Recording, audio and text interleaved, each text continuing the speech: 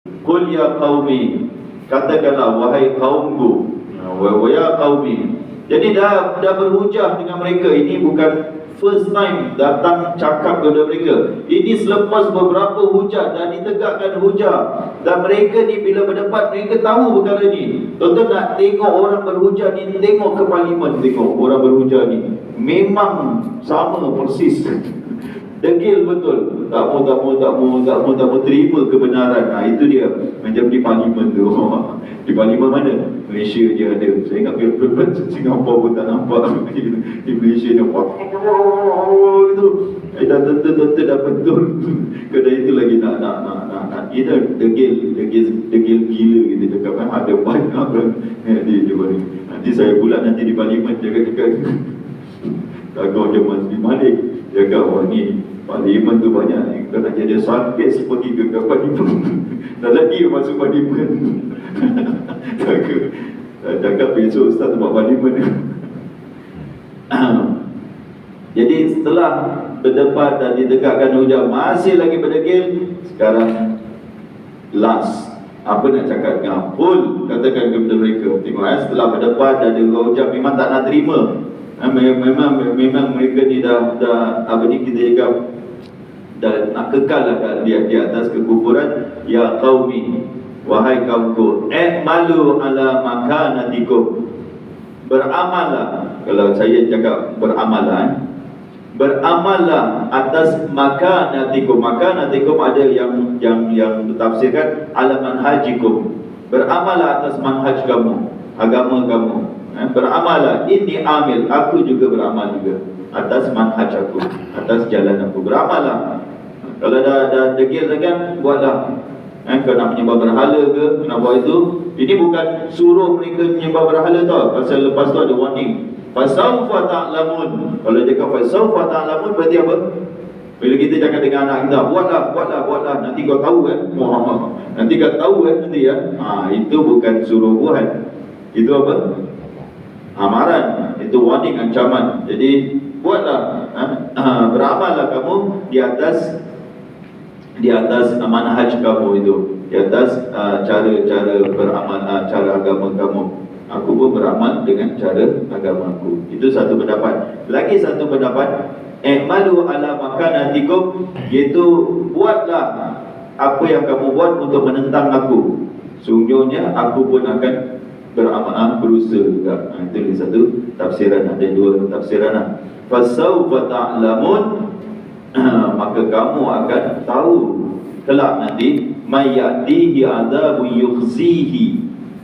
Siapakah nanti kamu akan tahu siapa dia yang akan didatangi azab yang menghinakan. Satu, azab yukhzihi. Yukhzihi azab yang menghinakan. Ulama tafsir azab yang menghinakan adalah di dunia. Dua-dua azab mereka dapat. Satu di dunia, azab yang menghina. Hina tak mereka?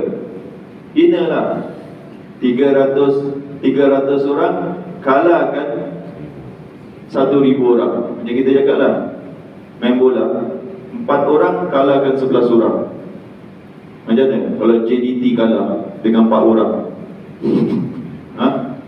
Itu sampai hari kiamat dah malu kan. Macam mana kalau 4 orang boleh kalah juga ke 11 orang, boleh kalah dengan 4 orang? Itu tak pernah terjadi lah, belum ada lagi ya. Di mana-mana 4 orang kalahkan 11 orang, 3 kali ganda macam gitu kan. Ini memalukan. Korang 1,000 lengkap dengan senjata kalah dengan 300 orang yang tak lengkap dengan senjata, menghina, mati semua. Korang punya pemimpin semua yang membesar-membesar, yang action semua, Abu Jahal, Abu Lahab semua. Abu Lahab mati tempat Mekah. Dia tak pergi pun dia mati juga. Bila dengar berita tu, semua pemimpin Quraisy semua mati. Memalukan. Itulah. Jadi Allah dah bagi tahu akan datang kepada mereka azab yang akan memalukan mereka, yang menghinakan mereka. Wa yahillu alaihi adabu muqim. Serta ni azab, lagi satu azab. Dah kena azab di dunia, mati ditransfer kepada azab yang lagi satu lagi, itu azab di akhirat yang muqim. Muqim maksudnya apa? Anta muqim mustaqim ke muqim ke musafir? Muqim apa? Tetap nanti kata bahawa aku lagi jaya. Ya, sampai mati. Sampai matilah di sini ya. Tak ada niat lagi ya. Nak musafir, nak pindah anda tak ada. Aku mukim di sini ya. Mukim kekal selama-lama. Itu mukim tu azab yang mukim, azab yang berkekalan selama-lama di dalam neraka. Allahu Akbar. Dua azab yang Allah SWT warning kepada mereka. Lawan daripada itu tuan-tuan, kalau orang tu Islam, beramal soleh, dia dapat dua nikmat yang Allah akan bagi, nikmat dunia, nikmat akhirat. Kalau dia dapat azab dunia, azab akhirat, kita dapat nikmat dunia, nikmat akhirat.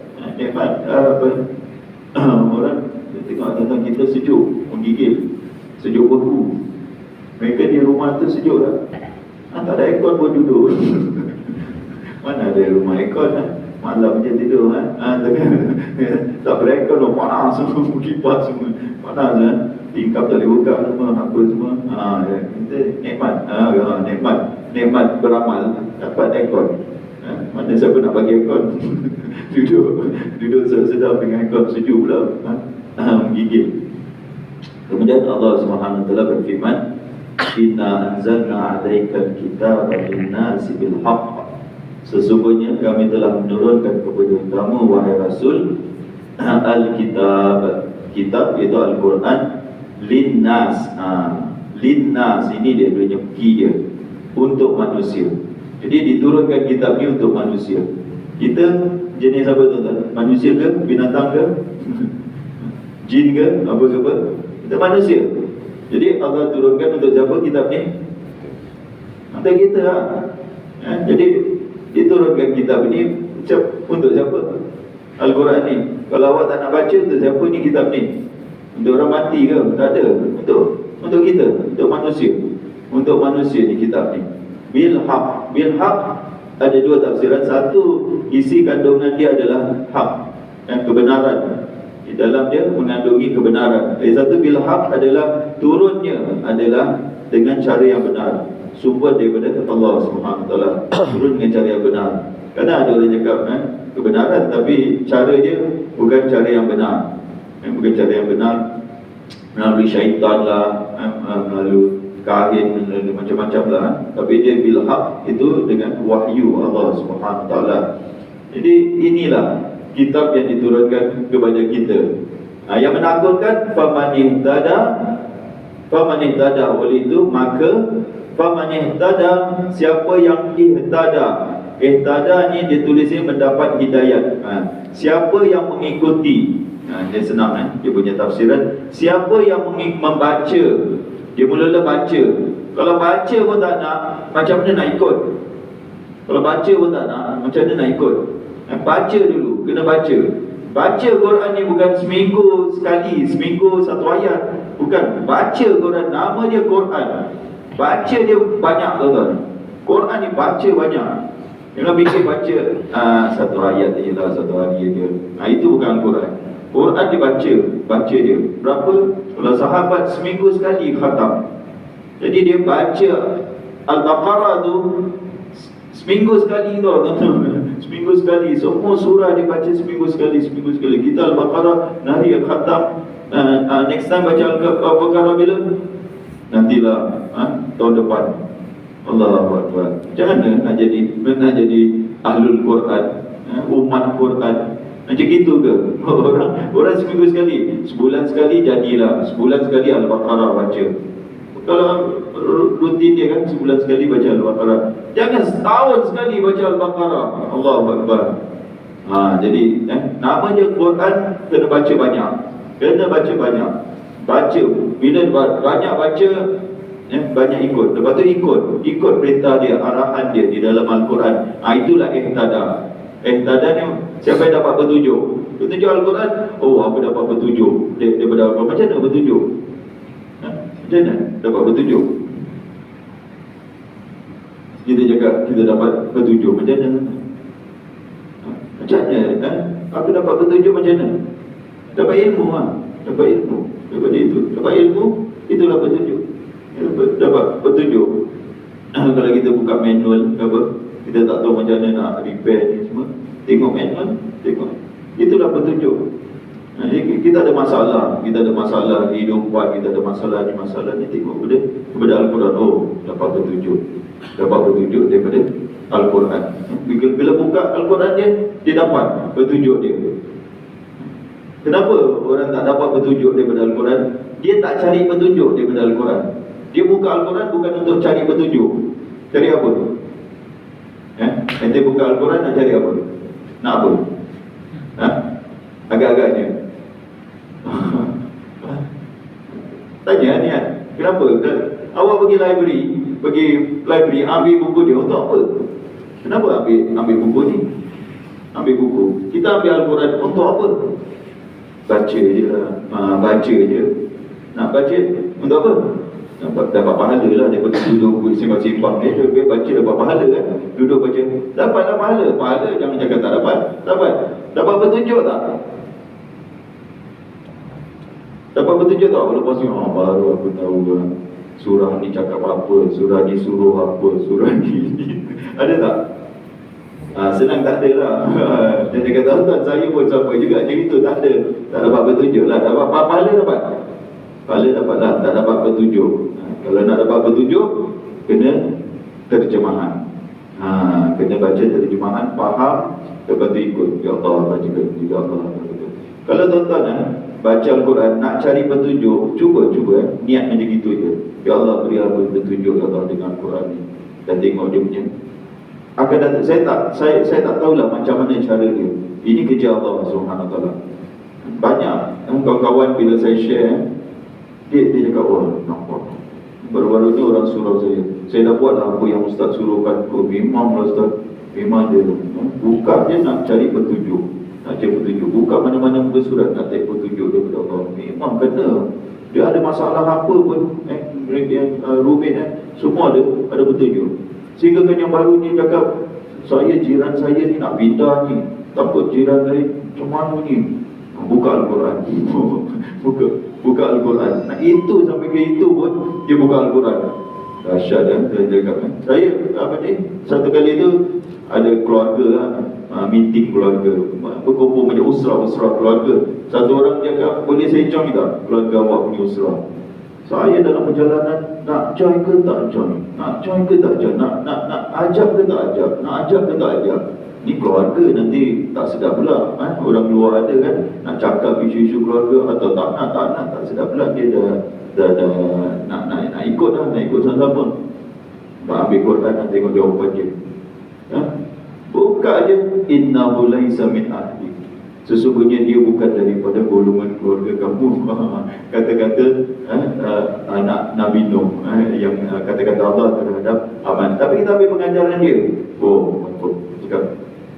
Cakap dengan saya tak boleh. Ustaz, Allah cakap tak boleh. Wah, macam dapat wahyu. Sedap aja dapat wahyu. Satu kali tu saya ajar tuition, si parent ni, saya nak tukar date aja dia. Hamba saya setengah jam macam nak pecah ini, dengar. Balik apa hal tu, ambil Al-Quran, buka. Sesungguhnya kami mengetahui apa yang dia katakan itu menyakitkan hati kamu. Wallahu akbar. Fasabbih, bertasbihlah kepada Allah. Kita tengok. Kalau kita betul-betul nak cari, Allah SWT akan datangkan ayat-ayat dia betul-betul macam wahyu baru turun. Itu pamanah tada, tapi kena ikutlah apa yang dikatakan tu. Pamanah tada, siapa yang baca dan ikut fali nafsi, maka faedahnya kembali kepada diri dia sendiri. Ini Allah offer. Allah turunkan kepada kita kitab. Siapa nak dapat faedah, dia kena ikut hidayah dia. Dia kena ikut petunjuk dia, maka faedah dia, kebaikan dia akan kembali kepada diri dia sendiri. Tapi lagi satu golongan, wa man dhalla, siapa yang sesat. Bayangkan tu, dengan ada Al-Quran ni dia sesat. Macam mana dia sesat? Tak nak ikut. Baca tapi tak nak ikut. Wah, itu lagi teruk tu. Baca tak nak ikut. Itu teruk sangat. Atau dia tak nak baca terus. Wa man dhalla, siapa yang sesat, fa inna ma yadhillu 'alaiha, maka bahaya kesesatan itu tertimpa kepada diri dia. Wa ma anta 'alaihi biwakil, dan kau wahai Rasul bukan wakil wakil ke atas mereka, wakil yang memberi hidayah ke atas mereka, ataupun wakil yang menghisap mereka, atau wakil yang memaksa mereka untuk beriman. Semualah engkau tak ada, bukan tanggungjawab engkau. Engkau dah sampaikan kepada mereka Al-Quran. Rasulullah SAW dah sampaikan kepada kita Al-Quran. Kata Rasulullah SAW dalam sebuah hadis, antara maksudnya, siapa yang baca Al-Quran, kita lah siapa daripada umatku yang baca Al-Quran, maka sungguh aku dah sampaikan kepada dia. Sekarang hujah ke atas sama ada Al-Quran hujah ke atas kita atau hujah bagi kita. Witness against you or witness for you. Itu dah. Kita takut. Jadi Rasulullah dah selesai tugas tanggungjawab Rasulullah SAW. Depan kita ni Al-Quran ada. Semua kita ada Al-Quran. Al-Quran. Letak Al-Quran tempat. Jangan letak situ. Letak dalam handphone tempat tab. Pasal kita suka handphone. Sekarang suka handphone ni letak tempat handphone. Sekali tengok Al-Quran. Baca Al-Quran. Pasal melekat dengan Al-Quran. Kalau Al-Quran dengan handphone ni, Al-Quran dah jauh. Kita dengan handphone. Kita melekat dengan mana satu? Quran ke handphone? Handphone lah. Jangan alim sangatlah nak jawab. Kita dengan handphone lah kita. Berapa kali kita pegang Quran? Jangan malam ni je baru pegang Quran. Handphone daripada pagi, daripada bangun tidur sampai baru ni tadi je macam action tanpa pegang handphone kan. Dan tidak nak bergagal gatal juga nak tengok kan, ada WhatsApp pun tidak kan, segan nanti Ustaz tengok kan. Jadi handphone kita tak lepas. Masukkan Quran tu dalam handphone kita, masukkan Quran tu sama-sama dengan kita. Jadi itulah tuan-tuan, itu saya ingatkan diri saya dengan tuan-tuan, kita punya tanggungjawab terhadap Al-Quran ini besar sekali. Allah dah bagi kepada kita kitab, Allah dah turunkan kepada kita. Sekarang ni terpulang kepada kita nak baca atau tak nak baca. Kita ada kita pun tuan-tuan, anak-anak macam kecil, umur 4-5 tahun boleh baca Quran. Dah anak umur 20 tahun, 30 tahun nak paksa je mana? Tuan-tuan tak nak paksa je mana? Baca Al-Quran. Sudahlah, malas aku nak baca Al-Quran. Budak baca Al-Quran, terulanglah. Itulah, terulanglah. Kita sebagai bapa dah hantar dia sekolah Al-Quran, dah hantar dia sekolah agama, dah sekolah dah ini semua. Bila dia besar, dia tak nak baca Al-Quran, apa kita boleh buat? Apa kita boleh buat? Yang ramai ni yang tak baca Al-Quran, ramai yang di luar ni, ramai yang tak baca Al-Quran. Jangan di dalam pun tak baca Al-Quran juga. Lagi teruk lagi. Jadi ini tuan-tuan, ambil masa untuk kita dengan Al-Quran. Ini yang akan bantu kita di akhirat. Dunia bukan di akhirat je, di dunia wal akhirat. Jangan lepas daripada Al-Quran. Baca sedikit, tengok terjemahan dan reflect, tadabbur kehidupan kita. Tak tahulah macam mana, tapi inilah mukjizat yang Rasulullah SAW tinggalkan untuk kita. Sekali lagi saya ulang lagi, faman ihtada fali nafsi. Barang siapa yang baca, ikut, maka kebaikan dia, faedah dia kembali kepada diri sendiri. Siapa yang tak nak, siapa yang sesat, maka dia pun akan dapat kesesatan itu. InsyaAllah ta'ala kita sambung lagi. Aku lupa lihat wa astaghfirullahaladzim li wa lakum. Wassalamualaikum warahmatullahi wabarakatuh.